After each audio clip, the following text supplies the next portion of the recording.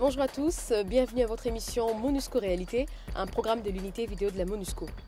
À l'occasion de la célébration de l'année internationale de la jeunesse commencée au mois d'août passé, l'unité vidéo de la MONUSCO initie une série des programmes sur la jeunesse congolaise, particulièrement sur des jeunes qui font preuve d'ambition pour eux-mêmes, mais aussi pour leur pays. Le premier de la série est un artiste musicien de la diaspora congolaise qui a fait une tournée en République démocratique du Congo. Qui est-il? D'où vient-il? On va le savoir tout à l'heure après les nouvelles. La traque de rebelles FDLR se poursuit dans les Kivu à travers l'opération Amanileo. Dans la province du Sud Kivu, la force de la MONUSCO et les FARDC planifient ces opérations dont les ordres conjoints sont attendus sous peu. Plus concrètement, entre les mois de septembre et octobre 2010, 10 opérations ont été planifiées. 7 quand même, sur 10 planifiées, 7 ont été complètement effectuées et les zones libérées. Au niveau de ces zones libérées, pour éviter un retour des FDLR, il y a des unités qui sont différentes des unités ciblées qui mènent les combats, qui viennent occuper le terrain. De la même façon, une évaluation est faite. Sur 10 opérations, 7 ont été faites. Les 3 autres qui restent ont été reportées dans le courant du mois de novembre avec 7 autres, ce qui fait que pour novembre, 10 objectifs sont ciblés. Les résultats de ces opérations sont probants. Les FDLR ont de plus en plus du mal à tenir leur position. Leurs capacités sont fortement réduites. On atteste les redditions de plus en plus nombreuses depuis 2009, tout comme les rapatriements dans leur pays d'origine. Il y a eu d'énormes progrès, pas seulement au niveau des mobilisations, des rapatriements, mais au niveau de l'élimination de bastions importants, de véritables fiefs que les FDLR, vous le savez, occupaient depuis 15 ans, où les populations étaient réduites en esclavage par les chefs de ces groupes armés, où ils taxaient, où ils exploitaient les ressources. Ils sont en débandade. Il est artiste, il est congolais de naissance, il réside en Belgique. Lui, c'est Balogi. Musicien de son état, Balogi a séjourné dans son pays d'origine. Il a effectué une tournée dans plusieurs villes du pays pour présenter les derniers nés de ses albums, Kinshasa, succursale.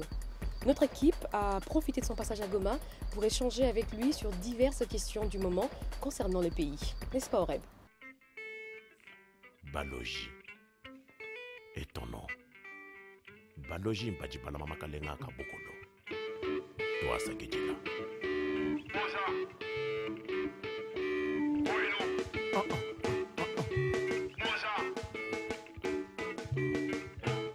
Je suis dans l'exil comme fable.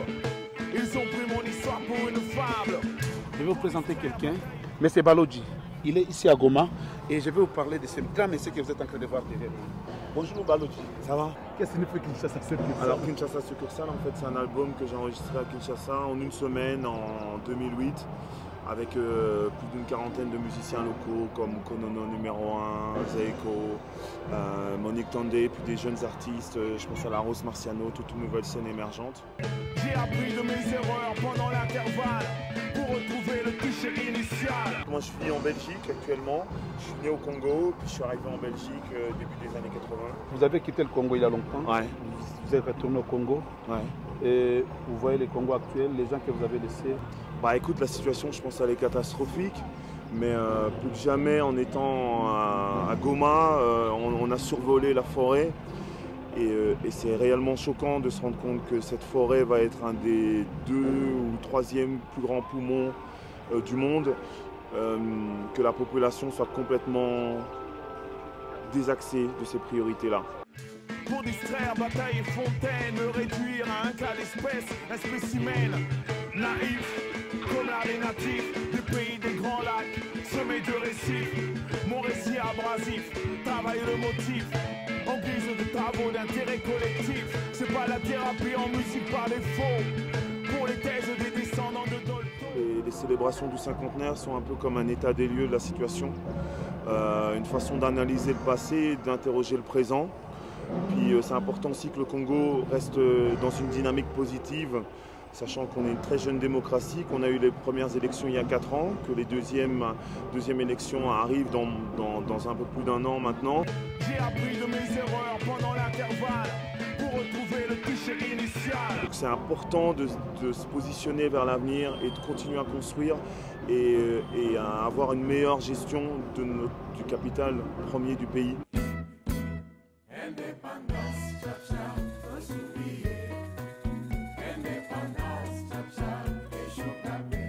Le jour d'après, 1er juillet.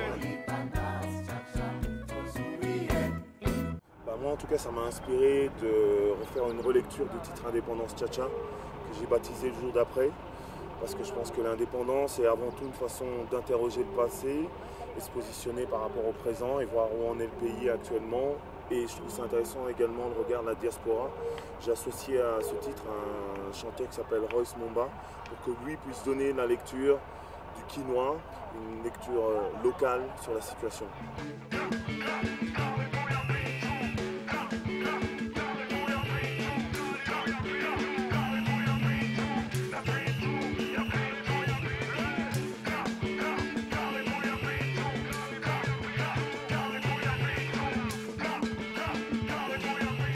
Venant du hip-hop, on est toujours basé sur le sampling, donc soul, funk. Là, ce que j'ai essayé de faire avec ce projet, c'est de faire plus que du sampling sur base de musique congolaise et standard. Je suis un grand fan de cette génération taboulé et je voulais en fait moderniser cette musique avec des éléments actuels du rap.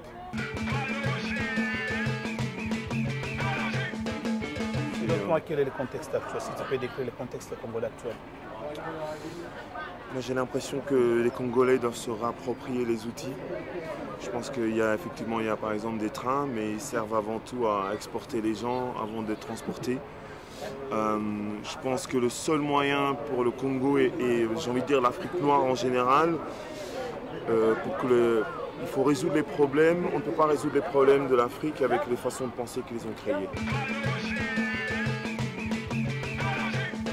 Ce pays a besoin d'une reconstruction profonde, mais elle passe par le changement des mentalités, vraiment, avant toute chose.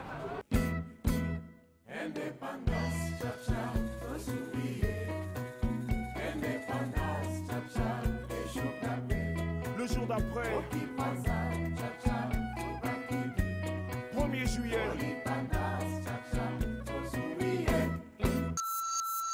Balogi nous a brossé la situation du pays vue des yeux d'un Congolais de l'étranger.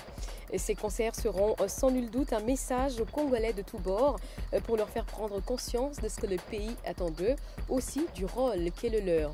Et sans nul doute aussi que de son côté, ayant pris la mesure de la situation, la diaspora congolaise apportera sa pierre à l'édification d'une paix durable dans le pays ainsi qu'à sa reconstruction. C'est la fin de cette émission. Merci de nous avoir suivis.